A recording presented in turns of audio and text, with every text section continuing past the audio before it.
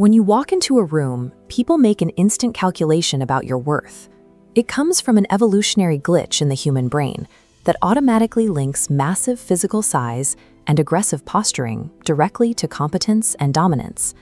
Sociologists refer to this today as the halo effect. If you measure anywhere from 5'11" to 6'5", you are subconsciously granted immediate credibility. People look to you the second things get chaotic, assuming your height equals capability. But biological reality contradicts that immediate perception. A massive frame is actually a high-maintenance machine. Keeping that much bone density and muscle mass alive requires a steep daily drain on the body's resources. This diagram shows the cardiovascular system of a tall frame. The heart is forced to work heavily over its baseline just to pump blood against the constant downward pull of gravity, fighting to push oxygen up to a distant brain and down to the toes. Mechanically, these long limbs act as massive levers.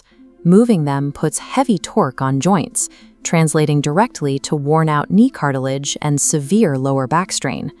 Imposing physical dominance commands immediate attention, but it is biologically fragile over the long run. The maintenance cost is simply too high, which forces us to look at what sustainable, long-term power actually looks like. For people 5'6" and under, daily life is shaped by a force psychologists call the underestimation effect. Because of their smaller physical size, taller individuals subconsciously register them as a low threat and automatically drop their guard. While taller people are busy navigating competitive posturing, smaller individuals get to bypass all of it. Because they aren't seen as rivals to be defeated, they are treated as confidants. They gain a backstage pass to what people are really thinking, gathering information others keep hidden. Biologically, this compact frame operates like a high-efficiency engine. Because the organs are physically closer together, the body requires significantly fewer calories to keep everything running perfectly. There is almost zero wasted effort. This data visualization compares cellular division of large and small organisms. Because a shorter body has a smaller footprint, its cells don't divide rapidly to replace themselves.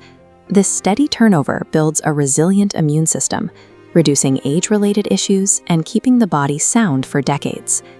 Biological endurance isn't built on physical intimidation, it is built on foundational efficiency. You don't need to command the room the second you walk in if you have the mechanical ability to outlast every rival in it. We can scale this exact concept of efficiency from biology up to human civilization. In the 5th century, while Western empires were relying on brute military size, India built an entirely different kind of force. They constructed an intellectual engine called Nalanda. It was a sprawling residential university covering 10 kilometers, housing 10,000 scholars and teachers. Nalanda possessed no weapons and no fortifications. Its only defense was rigorous intellectual gatekeeping, requiring entrants to debate their way past the guards using pure logic. Fast forward a few centuries, and a massive, brutal warlord named Bakhtiyar Khilji arrives in the region. Khilji was obsessed with establishing physical dominance, but he suddenly contracted a severe, crippling illness.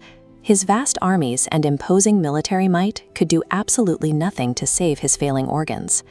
Desperate, his advisors forced him to summon a mild-mannered Ayurvedic scholar from Nalanda. Out of a bruised ego, Khilji deeply underestimated him, refusing to consume any medicine given by someone he considered an infidel. The scholar executed a brilliant psychological checkmate. He returned with a copy of the Quran, instructing Khilji to read a few pages every day. The scholar cleverly laced the corners of the pages with a tasteless medicine, knowing the warlord would habitually lick his fingers to turn them.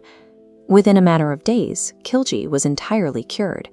The massive militaristic hardware of a warlord was completely bypassed and neutralized by the quiet, highly efficient software of an underestimated scholar's intellect. Instead of expressing gratitude, Khilji's fragile ego shattered. He couldn't handle being outsmarted. Realizing his physical dominance was entirely inferior to their intellect, he ordered Nalanda to be completely eradicated. The physical loss was staggering. Soldiers set fire to the massive Dharmaganja Library, a 9-story complex containing 9 million books of advanced human knowledge. The flames were so intense, they burned uninterrupted for 3 solid months. Khilji's violent tantrum reduced the world's greatest intellectual hub to silent, broken brick foundations, leaving it buried and forgotten under the dirt for centuries. This map illustrates the ultimate failure of Khilji's plan. The physical buildings burned, but the highly efficient concepts inside them, like the mathematical zero, advanced surgical techniques, and complex logic, escaped with fleeing scholars, rapidly branching out across the globe to form the basis of our modern technological infrastructure. Khilji's empire eventually crumbled into dust, but the core idea of Nalanda, an open, knowledge-based university, survived and was successfully revived in the modern era by visionary thinkers like Dr. APJ Abdul Kalam. Whether we are looking at the cellular endurance of a compact human body or the indestructible nature of a brilliant idea, the rule remains the same. True power never has to announce its presence. The underestimated always